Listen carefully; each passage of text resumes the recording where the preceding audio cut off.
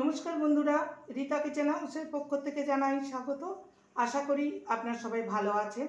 चले एसेछि प्रतिदिनकार मतन नतून एकटी रेसिपि निये। एखाने एकटी पात्रे रयेछे सजने शाक। एटा एकदम टाटका शाक। एई सजने शाक खावा आमादेर पक्षे अत्यंत पुष्टिकर। सजने शाके प्रेसार कमाते साहाज्य करे। যাদের গিটে পাত আছে তারা এই সজনে শাক আপনারা খেতে পারেন। এতে প্রচুর পরিমাণে ক্যালসিয়াম আছে, আরও এর অনেক গুণাগুণ আছে। প্রথম থেকে শেষ পর্যন্ত দেখতে থাকুন সজনে শাকের চচ্চড়ি। প্রথমে শাকটাকে ভালো করে বেছে নিতে হবে। আমি এখানে কচি কচি একদম ডগের পাতাগুলো নেব, তাহলে খেতে বেশি ভালো লাগবে। আর পাতার পেছন দিকটায় অনেক সময় দেখবেন সাদা সাদা ফাঁদ থাকে, পোকামাকড় থাকে। ভালো করে বেছে নিতে হবে যাতে পোকামাকড় না থাকে। এবার অল্প অল্প করে এইভাবে শাকগুলোকে পরিষ্কার করে নিয়ে নেব, যাতে এই যে ডাঁটিগুলো সরু সরু ডাঁটিগুলো না থাকে। এবার একটি ঝুড়িতে এগুলোকে রেখে দেব। এইভাবে সজনে শাকগুলোকে বেছে নেব। আর ডাঁটিগুলোকে পরিষ্কারভাবে বাদ দিয়ে নিতে হবে, নালে খাবার সময় মুখে পড়লে খেতে ভালো লাগবে না। এইভাবে প্রত্যেকটা শাককে বেছে নিতে হবে।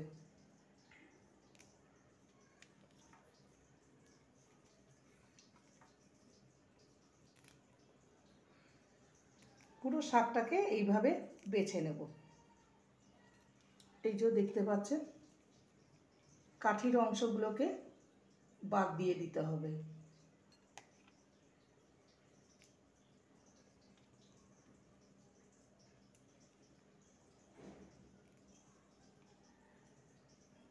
এইভাবে শাকগুলোকে বেছে নেব। সমস্ত সজনে শাককে ভালো করে বেছে নিয়েছি। এবার এগুলোকে আমি একটু রাফলি চপ করে নেব। এটা চপ করার দরকার পড়ে না, তবুও আমি একটু রাফলি চপ করে নেব।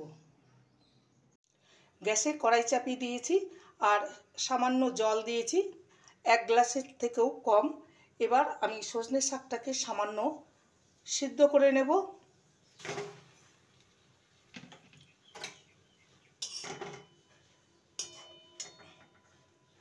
সিদ্ধ করে নিলে খেতে ভালো লাগবে। আপনারা যদি সিদ্ধ করতে না চান তাহলে শুধু রান্না করার সময়ও দেওয়া যেতে পারে, তাতে কোনো অসুবিধা নেই। এবার ঢাকা দিয়ে এটাকে সিদ্ধ করে নেব। এতে লবণ হলুদ আমি কিছুই দিইনি, একবারই রান্না করার সময় লবণ হলুদ ইউজ করব। ঢাকনাটা খুলে দেখে নেব এর জল একদম শুকিয়ে গেছে, সামান্য আছে। জলটাকে পুরোপুরিভাবে শুকিয়ে নেব। জলটাকে ফেলে দেব না, জলটা ফেলে দিলে এর খাদ্য গুণ কমে যাবে। এটাকে ভালো মতন শুকিয়ে নেব। সামান্য জল আছে, জলটা পুরো শুকিয়ে গেছে। এবার এটাকে নামিয়ে নেব। এবার কড়াইতে দিয়ে দেবো সরষের তেল।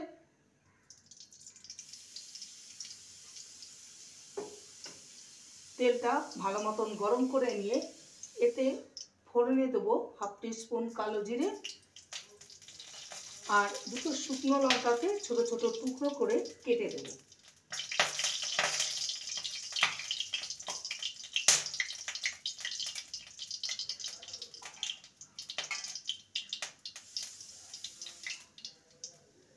ফোড়নটাকে ভেজে নেব।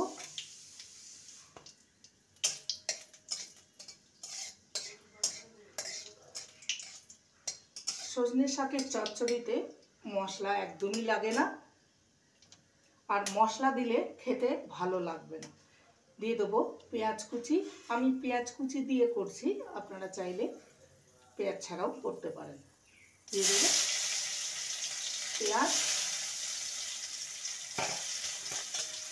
পেঁয়াজটাকে হালকা ভেজে নেব।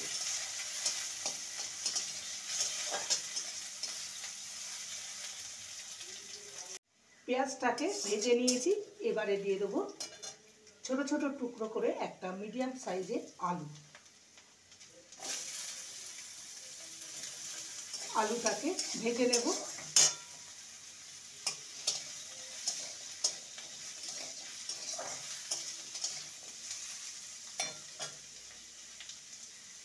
দিয়ে দেবো স্বাদ অনুযায়ী লবণ আর হলুদ গুঁড়ো।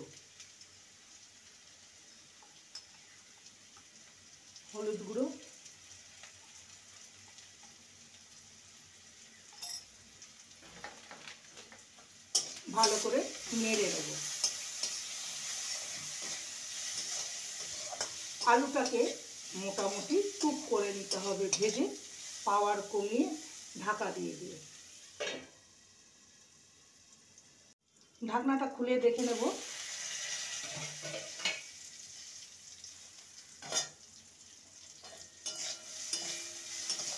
আলুটা ভাজা হয়ে গেছে। আমি একটা আলুকে কেটে দেখাচ্ছি। এই যে আলুটা সিদ্ধ হয়ে গেছে ভালো মতো। এবার সিদ্ধ করা সজনে শাকটা দিয়ে দেব। ভালো করে নেড়ে নেব আলুর সাথে।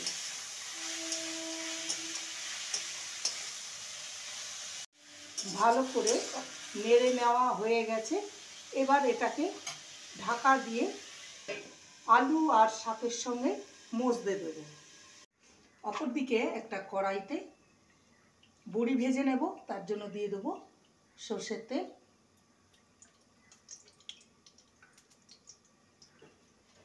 তেলটা গরম হলেই বড়িগুলো ভেজে নেব।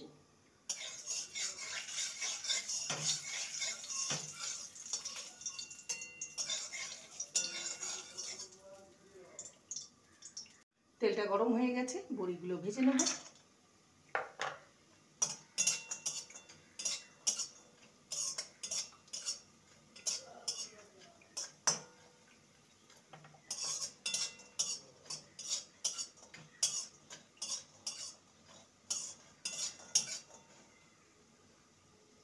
বড়িগুলো ভাজা হয়ে গেছে, এবার বড়িগুলোকে তুলে নেব।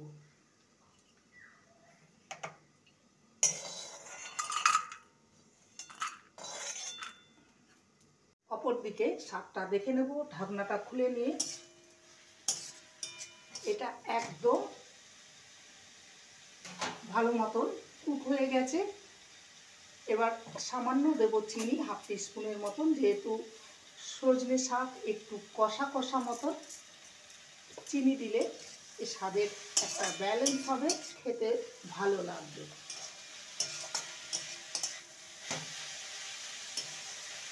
ভালো করে চিনি দিয়ে নেড়ে নেব।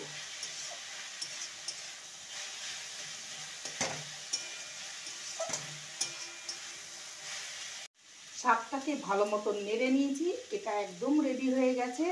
এবার যে বড়িটা ভেজে রেখেছিলাম সেটা একটু সামান্য ম্যাশ করে নিয়েছি, একদম গোটা গোটা দিইনি। সেই বড়ি ম্যাশ করা বড়িগুলো দিয়ে দেব। ম্যাশ করা বড়িগুলো দিয়ে দেবো। এবার ভালো করে নেড়ে নেব।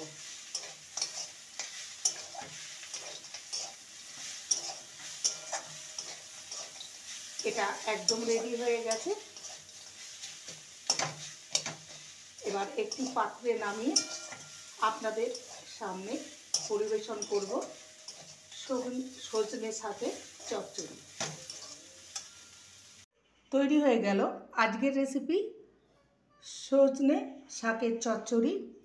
শুধু সজনে শাক ভাজা না খেয়ে একবার এইভাবে বানিয়ে দেখতে পারেন, খেতে কিন্তু অসম্ভব ভালো লাগে। রেসিপিটি ভালো লাগলে প্লিজ লাইক করবেন, কমেন্ট করবেন, শেয়ার করবেন। চ্যানেলটিকে সাবস্ক্রাইব করার অনুরোধ রইল। যারা নতুন বন্ধু রয়েছেন চ্যানেলটিকে সাবস্ক্রাইব করে পাশে থাকবেন, বেলটি অন করে দেবেন, নোটিফিকেশন চলে যাবে আপনাদের কাছে। দেখা হচ্ছে নেক্সট ভিডিওতে। নমস্কার।